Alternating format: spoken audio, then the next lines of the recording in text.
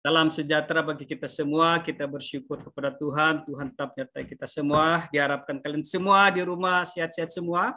Dan sebelum lanjut ya, yang belum subscribe, di-subscribe ya channel ini, di-like dan di-komen. Dan untuk pelajaran PPK kita pada hari ini, kita di bab 2, norma dan Undang-Undang Dasar Negara Republik Indonesia tahun 1945.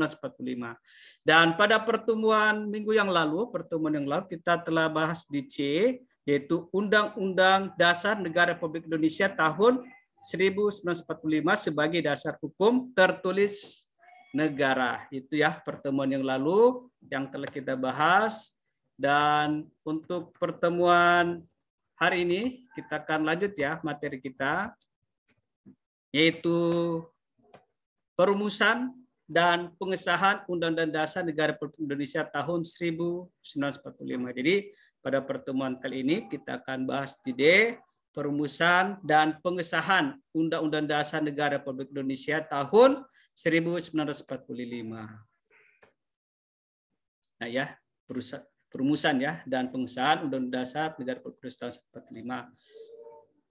Nah, kalian sudah memahami ya kalau Undang-Undang Dasar Negara Republik Indonesia tahun 1945 merupakan dasar hukum tertulis dari semua hukum di Indonesia. Nah, ini materi ini telah kita pelajari pada pertemuan minggu yang lalu. Nah, kalau hukum dapat diibaratkan sebagai pohon besar, maka dasar hukum tertulis adalah ibarat batangnya. Nah, semakin kokoh batang itu akan semakin kuat pohonnya. Begitulah gambaran Undang-Undang Dasar Negara Republik Indonesia tahun 1945 sebagai dasar hukum tertulis di Indonesia. Nah, setelah memahami gambaran itu, sekarang saatnya mengetahui bagaimana Undang-Undang Dasar Negara Republik Indonesia tahun 1945 sebagai dasar hukum tertulis dirumuskan dan disahkan. Nah, untuk itu, mari simak kembali sidang pertama Badan Penyelidik Usaha-usaha Persiapan Kemerdekaan BPUPK yang dipimpin oleh Rajiman Videodiningrat di Gedung Chosain di Jakarta. Yang pertama kita mulai di perumusan Undang-Undang Dasar Negara Republik Indonesia tahun 1945. Sidang pertama BPUPK itu berhasil melahirkan Pancasila sebagai dasar negara pada tanggal 1 Juni 1945. Nah, kalau negara Indonesia diibaratkan rumah, ini rumah, maka Pancasila adalah fondasinya. Ini ya, fondasinya Pancasila. Kalau negara Indonesia ibarat pohon besar, ini pohon ya, maka Pancasila merupakan akar yang sangat kuat. Ini akar ya dasar. Kalau pohon berarti Pancasila merupakan akar yang sangat kuat. BPUPK lalu menugaskan panitia 9 untuk menyusun sila-sila Pancasila. Tugas itu selesai tanggal 22 Juni 1945. Pancasila siap dijadikan fondasi untuk merumuskan dasar hukum tertulis. Ini anggota dari panitia 9 yang diikuti oleh Insinyur Soekarno. Lalu Pancasila pun dimasukkan menjadi inti mukadimah atau pembukaan dasar hukum tertulis. Nah, dalam sidang kedua BPUPK tanggal 10 sampai 17 Juli 1945, semua setuju pembukaan Undang-Undang Dasar. Maka BPUPK pun membentuk panitia dasar hukum tertulis untuk menyusun isi Undang-Undang Dasar. Pada masa itu, bagian isi Undang-Undang Dasar itu disebut batang tubuh Undang-Undang Dasar. Panitia dasar hukum tertulis tersebut beranggotakan 19 orang yang diketuai oleh Soekarno. BPUPKI juga membentuk panitia keuangan dan perekonomian yang dipimpin oleh Muhammad Hatta dan juga dibentuk panitia pembela tanah air atau PETA yang diketuai oleh Abi Kusno Cokro Suyoso. Panitia Dasar Hukum Tertulis pun bermusyawarah pada tanggal 11 Juli 1945. Hasilnya ada 3 hal. Yang pertama, membentuk Panitia Perancang Undang-Undang Dasar (UUD). Kedua, bentuk Negara Kesatuan dan Unitaris. Ketiga, kepala negara berada di tangan satu orang, yaitu Presiden. Nah, kini giliran Panitia Perancang Undang-Undang Dasar yang bekerja. Panitia ini beranggotakan Ahmad Subarjo, Sukiman, dan Parada Harahap. Mereka menyepakati soal yang pertama lambang negara, yang kedua negara kesatuan, serta yang ketiga sebutan lembaga Majelis Permusyawaratan Rakyat. PUPK lalu bersidang menetapkan 3 hal. Pertama, pernyataan tentang Indonesia merdeka. Kedua, pembukaan dasar hukum tertulis. Ketiga, batang tubuh dasar hukum tertulis yang kemudian dinamakan sebagai Undang-Undang Dasar. Rancangan Undang-Undang Dasar tersebut berisi antara lain: A. Wilayah negara Indonesia yang mencakup seluruh bekas wilayah Hindia Belanda dan pulau-pulau di sekitarnya. B. Bentuk negara Indonesia adalah negara kesatuan. C. Bentuk pemerintahan Indonesia adalah republik. D.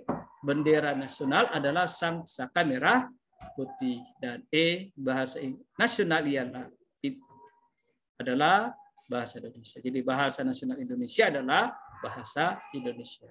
Pada tanggal 16 Juli 1945, naskah rancangan Undang-Undang Dasar itu diterima dalam sidang DPPKI dengan suara bulat. Maka selesailah perumusan naskah Undang-Undang Dasar tersebut. 2. Proses pengesahan Undang-Undang Dasar Negara Republik Indonesia tahun 1945. Setelah selesai merumuskan naskah UUD, BPUPK dibubarkan karena tugasnya telah selesai. Selanjutnya dibentuk Panitia Persiapan Kemerdekaan Indonesia (PPKI) yang mengambil alih tugas penyiapan kemerdekaan Indonesia dari BPUPK.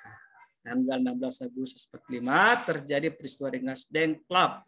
Baru tanggal 17 Agustus 1945 yang bertepatan dengan hari Jumat tanggal 9 Ramadan 1364 Hijriah, Indonesia merdeka. Tanggal 18 Agustus PPKI melaksanakan sidangnya. Ada 3 keputusan PPKI dalam sidang itu. Pertama, mengesahkan pembukaan Undang-Undang Dasar. Yang kedua, menetapkan Soekarno dan Muhammad Hatta sebagai Presiden dan Wakil Presiden Republik Indonesia. Yang ketiga, Komite Nasional Indonesia Pusat untuk menyusun kelengkapan pemerintah. Pembukaan inilah yang menjadi dasar dari Undang-Undang Dasar yang disahkan PPKI dan dikukuhkan oleh KNIP, Komite Nasional Indonesia Pusat, ya, DP kepanjangan, tanggal 19 Agustus 1945. Undang-Undang Dasar itu disebut Undang-Undang Dasar Negara Republik Indonesia tahun 1945 atau UUD RI tahun 1945. Bismillah, Indonesia punya dasar hukum tertulis berupa Undang-Undang Dasar Negara Republik Indonesia tahun 1945. Nah, dengan ditetapkannya Undang-Undang Dasar Negara Republik Indonesia tahun 1945, bangsa Indonesia patut bersyukur kepada Tuhan Yang Maha Esa. Bila diibaratkan pohon, negara Indonesia memiliki akar yang kuat berupa Pancasila serta batang yang kokoh berupa Undang-Undang Dasar Negara Republik Indonesia tahun 1945. Nah, ini tahapan perumusan penetapan Undang-Undang Dasar, yaitu sidang pertama BPUPK tanggal 9 sampai 29 Mei sampai 1 Juni, baru membahas konsep dasar negara yang dibentuk panitia kecil. Baru dilanjut sidang yang kedua BPUPK, yaitu tanggal 10 sampai 17 Juli, baru dibentuk 3 panitia dalam rangka pembahasan Undang-Undang Dasar. Dan selanjutnya sidang PPKI tanggal 18 Agustus 1945 baru disahkan Undang-Undang Dasar 1945 sebagai konstitusi negara. Nah, sistematika Undang-Undang Dasar Negara Republik Indonesia tahun 1945. Sistematika Undang-Undang Dasar Negara Republik Indonesia tahun 1945 setelah dirumuskan tersebut mencakup 3 hal. Pertama, bagian pembukaan. yang kedua bagian batang tubuh, yang ketiga bagian penjelasan. Setelah dilakukan perubahan atau amandemen, sekarang sistematikanya menjadi pembukaan dan pasal-pasal. Pembukaan Undang-Undang Dasar Negara Republik Indonesia tahun 1945 memuat prinsip-prinsip pokok kenegaraan yang terdiri dari 4 alinea. Keseluruhannya adalah mengenai bentuk negara, tujuan negara, serta rumusan dasar negara Pancasila. Batang tubuh Undang-Undang Dasar Negara Republik Indonesia tahun 1945 terdiri dari 16 bab dan 37 pasal, 4 pasal aturan peralihan, dan 2 ayat aturan tambahan. Para ahli menyebut batang tubuh itu merupakan rangkaian kesatuan pasal yang bulat dan tepat. Untuk memperjelas isi batang tubuh Undang-Undang Dasar Negara Republik Indonesia tahun 1945, maka selanjutnya ada bagian penjelasan yang dilampirkan. Lampiran penjelasan itu terdapat di dalam Berita Republik Indonesia tahun 2 Angka Romawi nomor 7 tanggal 15 Februari 1946. Terima kasih. Demikianlah materi kita pada hari ini. Sekiranya bermanfaat dan Tuhan memberkati kita semua, dan selamat pagi.